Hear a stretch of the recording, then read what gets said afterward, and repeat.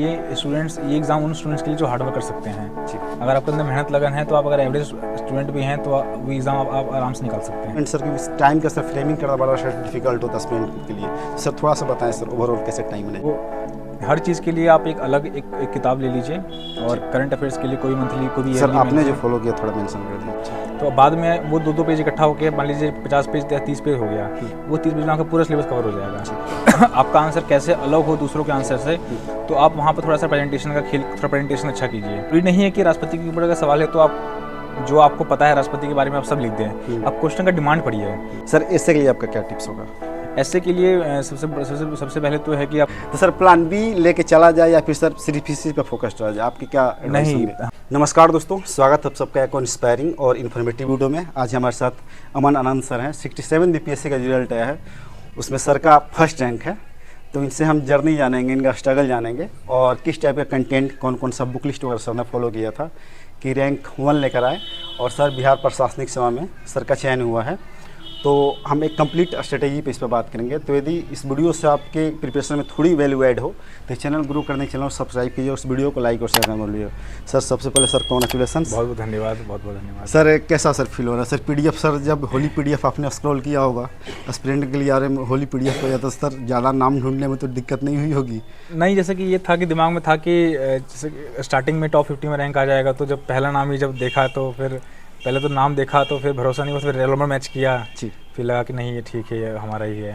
Okay. Sir आपका optional civic medium और sir attempt क्या रहा था? मेरा ऑप्शनल सब्जेक्ट सोशियोलॉजी था, मीडियम मेरा इंग्लिश था और ये मेरा बीपीएससी में दूसरा अटेम्प्ट था। सर अपने बारे में थोड़ा बताएं सर ब्रीफली। मेरा पढ़ाई लिखाई पूरा दिल्ली से हुआ है। पिताजी दिल्ली में अध्यापक हैं जी, स्कूलिंग भी दिल्ली से हुआ है, फिर कॉलेज भी दिल्ली से ही हुआ है।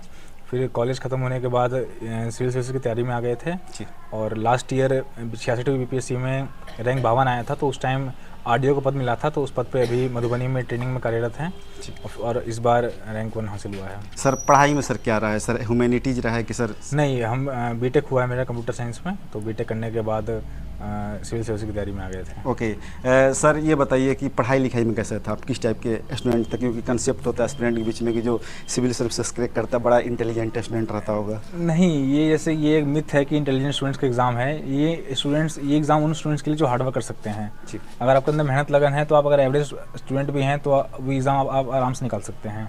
और हम भी एक एवरेज स्टूडेंट ही थे, कोई उतना एक्स्ट्राऑर्डिनरी या फिर कोई इतना लेकिन ये था कि हाँ, हार्ड वर्क और लगन हमेशा से था। बचपन से पिताजी शिक्षक हैं, तो हमेशा घर में पढ़ाई का माहौल था। चाहे हम हो, बड़ी बहन हो या फिर हमारे परिवार में जितने भाई हैं हमारे, सब पढ़ाई की तरफ ही सब आगे बढ़े हैं। ओके। सर किसका कंट्रीब्यूशन सर ज़्यादा रहा आपकी प्रिपरेशन में पूरे जर्नी में, और सर किसे डेडिकेट करना चाहते हैं? सर कंट्रीब्यूशन बहुत लोगों का रहा हमारे। पहले तो भगवान का आशीर्वाद रहा, बड़ों का आशीर्वाद रहा, माता पिता का आशीर्वाद रहा, हमारी बड़ी बहन का आशीर्वाद रहा, हमारे भाई हैं ये संदीप हैं, कुलदीप हैं, इन दोनों ने बहुत हेल्प किया। हमारे दोस्त हैं प्रदीप हैं, शिवांगनी हैं, इन्होंने काफ़ी हमेशा से सपोर्ट रहा उनका, हमेशा साथ में ऊपर उतार चढ़ाव सब जगह हमेशा साथ में रहे। ओके। सर क्या टाइम टेबल फॉलो किया करते थे सर? जिस समय प्रिपरेशन कर रहे होंगे आपके पास 24 आवर होते होंगे, तो उस समय सर आपके पास सर हेक्टिक शेड्यूल नहीं होता होगा। अब जैसे आरडीओ में सर सिलेक्ट होने के बाद में सर काफ़ी सर हेक्टिक शेड्यूल हो गया होगा, तो सर टाइम मैनेजमेंट सर क्योंकि टाइम का सर फ्रेमिंग करना बड़ा डिफिकल्ट होता है स्टूडेंट के लिए। तो सर थोड़ा सा बताएं सर ओवरऑल कैसे टाइम मैनेजमेंट हो? सर देखिए, जब एग्ज़ाम दिए थे उसका मेंस, तो उस टाइम ज्वाइन ही किए थे, तो उस टाइम हम मेंस पहले दिए थे। लेकिन अगर जब जॉब में हैं अभी, तो जितना समय मिलता है, चाहे 4 घंटा मिलता है 3 घंटा मिलता है, तो अब उस 3 घंटे 4 घंटे को बेस्ट यूज़ करिए, उसमें अपना बेस्ट जितना पढ़ सकते हैं उतना पढ़ने की कोशिश करिए, तो वो सफिशिएंट है, मोर देन इनफ है।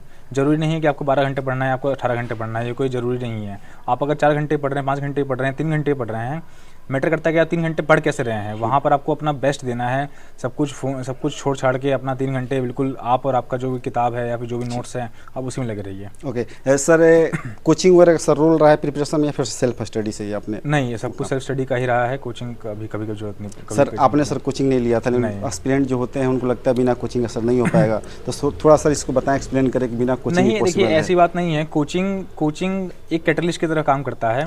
कभी कभी कोचिंग हेल्प भी करता है, ऐसा नहीं है। जैसे कि हम पढ़ाई में लगे हुए थे तो पढ़ाई के साथ साथ आगे बढ़ते रहे। बहुत लोग क्या होता है कि बीटेक करते हैं, अभी जो भी ग्रेजुएशन करते हैं उसका जॉब पकड़ लेते हैं, फिर 2 साल 3 साल 5 साल नौकरी करते हैं, तो उनका पढ़ाई से लिंक टूट जाता है। तो वहाँ पर कोचिंग की जरूरत पड़ जाती है ताकि एक गाइडेंस अच्छा मिले।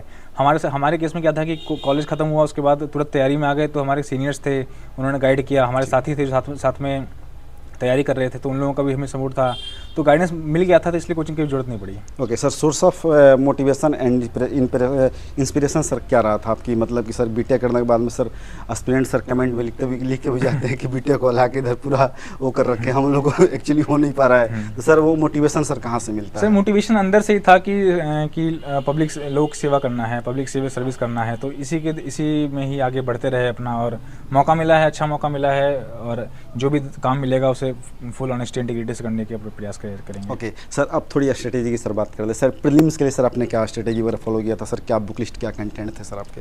देखिए प्रीलिम्स जो है बीपीएससी का बहुत थोड़ा फैक्चुअल होता है कंपेयर टू यूपीएससी या फिर अदर स्टेट यूपीएससी।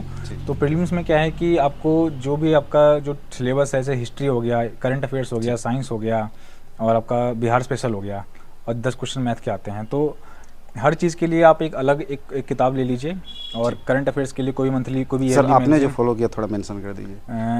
जैसे कि मैंने करंट अफेयर्स के लिए एडिटोरिया का मैगजीन, एडिटोरिया और स्पीडी दोनों फॉलो किया था।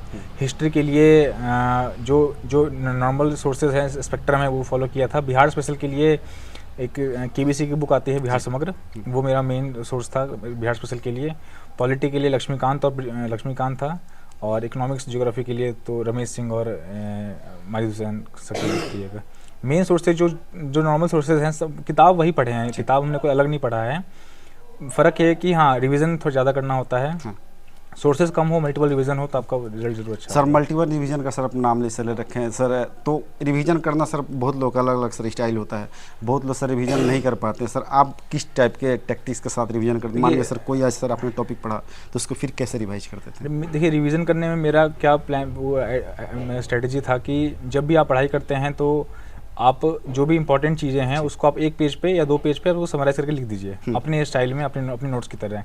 तो बाद में वो 2 पेज इकट्ठा होकर मान लीजिए 50 पेज या 30 पेज हो गया, वो 30 पेज में आपका पूरा सिलेबस कवर हो जाएगा। तो इस तरह से आप अगर शॉर्ट नोट्स बनाएंगे तो शॉर्ट नोट्स की तरह से रिवीजन करने में आसान होगा। ओके सर, अब मेंस की थोड़ी सी बात करिए कि जैसे कि अब सर मेंस सर थोड़ा पैटर्न सर चेंज हुआ है, अब सर बदलते हुए परिदृश्य में सर आप क्या मतलब टिप्स देना चाहेंगे स्टूडेंट्स को? अब थोड़ा सा जैसे कि जहाँ पैटर्न जरूर चेंज हुआ है बीपीएससी का, तो इस बदलते हुए पैटर्न के साथ क्या है कि आपको थोड़ा सा खुद को जो पढ़ाई का है उसको थोड़ा और फैलाना पड़ेगा, थोड़ा और एग्जॉस्टिव करना पड़ेगा। पहले क्या होता था कि प्रीवियस ईयर के हिसाब से तैयारी होती थी और उस हिसाब से क्वेश्चन आते थे। अब थोड़ा सा एडवांस क्वेश्चन आने लगे हैं, डायनेमिक क्वेश्चन आने लगे हैं, तो इस हिसाब से करंट अफेयर्स सेक्शन हो गया या हिस्ट्री हो गया, उसमें थोड़ा और एडवांस स्टडी और डीप स्टडी करने की जरूरत पड़ गई है। सर थोड़ा बुक लिस्ट मेंशन कर दीजिए, आपने मेंस के लिए क्या रखा था? सर बुक लिस्ट के लिए तो जैसे हिस्ट्री के लिए आप कल्चर के लिए नितिन सिंघानिया सर की बुक अच्छी है, और नॉर्मल हिस्ट्री के लिए स्पेक्ट्रम पढ़ सकते हैं। उसके बाद पॉलिटी के लक्ष्मीकांत सबसे बड़ा सोर्स है, वही एक सोर्स है जो बढ़िया सोर्स है। उसके बाद इकोनॉमिक्स और ज्योग्राफी के लिए आप इकोनॉमिक्स के लिए विवेक सिंह की बुक काफ़ी जो मैंने फॉलो की थी, और ज्योग्राफी के लिए माजिद हुसैन सर की बुक फॉलो की थी। और उसके बाद करंट अफेयर्स के लिए विज़न के मंथली मैगजीन जो आते हैं, ये मंथली मैगजीन, वो उस मैगजीन से आप science and technology, international relations और पॉलिटी, ये 3 आप कवर कर सकते हैं हर मंथ का। तो मेन सोर्स यही थे। Okay sir, answer writing sir बात करिए। सर आंसर राइटिंग सर आपने जब स्टार्ट करा होगा तो सर होता है कि सर स्टार्टिंग में सर अच्छा नहीं लिख पाता है कोई, तो सर एस्पिरेंट भी जब स्टार्ट करते हैं तो वो अच्छा करने के लिए सर उसमें क्या ऐड ऑन कर सकते हैं, जैसे कि आंसर बहुत इंपरेटिव? देखिए आंसर जो होता है वो कंटेंट का होता है, आपके पास कंटेंट हो तब अच्छा आंसर आराम से लिख सकते हैं। अब ये होता है कि आपका आंसर कैसे अलग हो दूसरों के आंसर से, तो आप वहाँ पर थोड़ा सा प्रेजेंटेशन अच्छा कीजिए, आप बुलेट पॉइंट्स में बनाइए, आप डायग्राम बनाइए, फ्लो चार्ट बनाइए, तो इस तरह से आंसर थोड़ा और अच्छा आपका दिखेगा, कंटेंट आपका और निखर के बाहर आएगा। सर जैसे कि आप सर बताएं कि सर जैसे कंटेंट और निखर के बाहर आएगा, सर कंटेंट रहते हुए भी सर एस्पिरेंट जो है कि उससे कॉपी पर सर नहीं उतार पाते हैं, तो सर वो कहाँ मिस्टेक्स होती है, कहाँ कमी होती है? सब मिस्टेक्स कभी कभी क्या होता है, मेंस में मेन मिस्टेक होता है कि क्वेश्चन समझ में नहीं आता है। क्वेश्चन का डिमांड है कि कोई क्वेश्चन मान लीजिए माननीय राष्ट्रपति के ऊपर कोई कुछ सवाल है, तो जरूरी नहीं है कि राष्ट्रपति के ऊपर अगर सवाल है तो आप जो आपको पता है, राष्ट्रपति के बारे में आप सब लिख दें। अब क्वेश्चन का डिमांड पढ़िए कि क्वेश्चन में राष्ट्रपति के बारे में क्या पूछा गया है, अब उसी चीज़ के बारे में। तो क्वेश्चन के डिमांड को अच्छे से समझिए और उसी हिसाब से आप आंसर करिए। सर अब इंटरकनेक्ट करने की बात होती है कि सब्जेक्ट को सर मतलब लिंक किया जाए, सर उसके लिए सर क्या स्किल डेवलप करना चाहिए एस्पिरेंट? देखिए सब कुछ इंटरकनेक्टेड ही है। इनफैक्ट GS1 GS2 हम देखें अगर BPSC में, तो ये GS जनरल स्टडीज़ है। तो आप अगर पॉलिटी पढ़ रहे हैं तो पॉलिटी का यूज़ आप इकोनॉमिक्स में भी कर सकते हैं, इकोनॉमिक्स का यूज़ आप पॉलिटी में भी कर सकते हैं। तो सब कुछ आपस में इंटरकनेक्टेड है। आपको आपकी पढ़ाई को इस तरह से करना है कि बहुत सारे फैक्टर्स को आप एक आंसर में जोड़ पाएँ।